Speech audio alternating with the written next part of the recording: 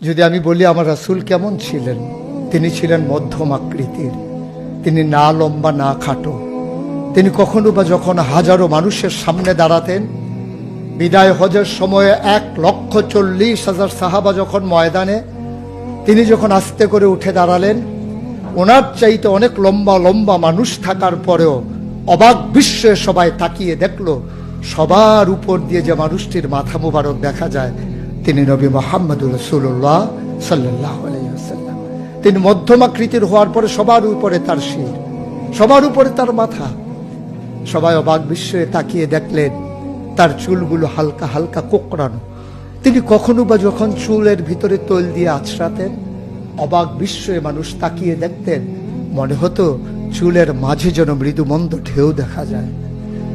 তার কপালটা ছিল চওড়া শুভ্র, তার চোখের ভ্রুগুলো ছিল ধনুকের মতো বাঁকা, তার চোখগুলো ছিল টানা টানা ভাসা ভাসা, তার চোখের পাতাগুলো ছিল গোলাপের পাপড়ির মতো। তিনি কখনো বা যখন চোখের পলক ফেলতেন, অবাক বিস্ময়ে মানুষ তাকিয়ে দেখতেন, মনে হতো মৃদুমন্দ বাতাসে গোলাপ পাপড়ি দোল খাচ্ছে। তার চোখের সাদা অংশ ছিল রক্তিমাভ সাদা, কালো অংশ ছিল তার কৃষ্ণ কালো।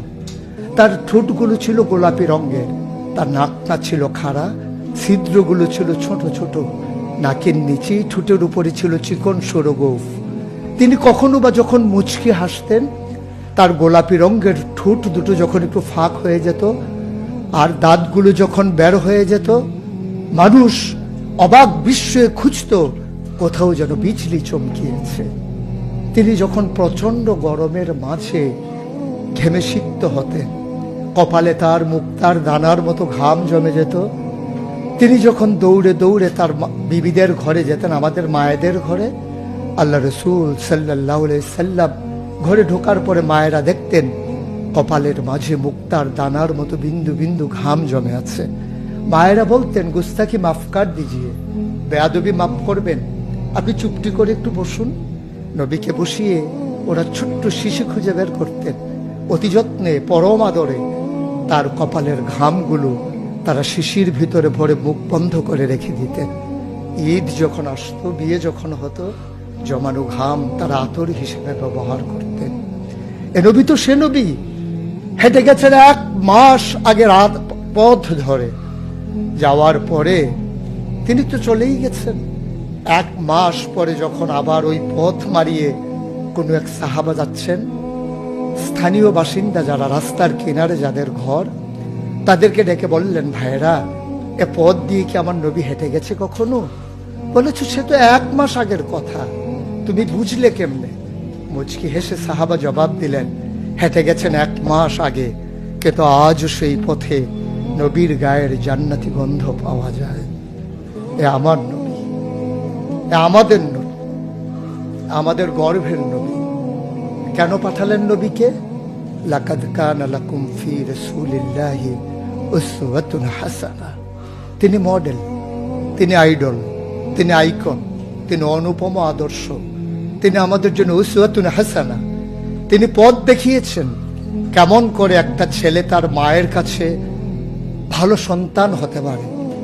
তিনি আঙ্গুল দিয়ে দেখিয়ে দিয়েছেন কেমন করে কোনো এক স্ত্রীর কাছে ঈর্ষণীয় স্বামী হওয়া যায়। তিনি আচরণ করেছেন মা আয়েশার সাথে এমন যে আচরণ আজও যদি কোনো মেয়েরা করে, তাহলে তার স্বামী হবে তার কাছে সেরা স্বামী। শুধু সেই স্বামী তার স্ত্রীর সাথে সেই ব্যবহার করে। আল্লাহ রাসূল সাল্লাল্লাহু আলাইহি সাল্লাম আদরের নাতি হাসান হুসাইনের সাথে এমনই মধুর ব্যবহার করেছেন। কেউ যদি সেরা নানা হতে চায়, কেউ যদি সেরা দাদা হতে চায়, সেজন্য নবীজি যে আচরণ করেছে হাসান হুসাইনের সাথে, সেই আচরণ করেছে তার নাতনি নাতনির সাথে, তাহলে সে হয়ে যাবে সেরা নানা। কেউ যদি আদর্শ শিক্ষক হতে চান, কেউ যদি হতে চান উত্তম আদর্শের অনুসারী, তাইলে আল্লাহ রাসূল সাল্লাল্লাহু আলাইহি সাল্লামকে আল্লাহ নিজেই জানিয়ে দিলেন যে আমি তো আপনাকে দান করেছি, ইন্নাকা লাআলা খুলুকিন আযীম, আপনি হচ্ছেন উত্তম থেকে উত্তমতর চরিত্রের অধিকারী। চরিত্র হচ্ছে 3 রকম, খুলুকুল হাসান, খুলুকুল করিম, খুলুকুল আযীম। খুলুকুল হাসান মানে হচ্ছে আপনাকে একজন গালি দিয়েছে, আপনি হুবহু সেই গালিটা দিয়েছেন। আপনাকে বলেছে তুমি বদ, আপনি বলেছেন আমি না, তুমি বদ। এটা হচ্ছে হাসান। আপনাকে বলেছে তুমি সাংঘাতিক খারাপ, আপনি চুপ মেরে হেঁটে চলে গেছেন মাথা নিচু করে, আপনি হচ্ছেন খুলুকুল কারিম।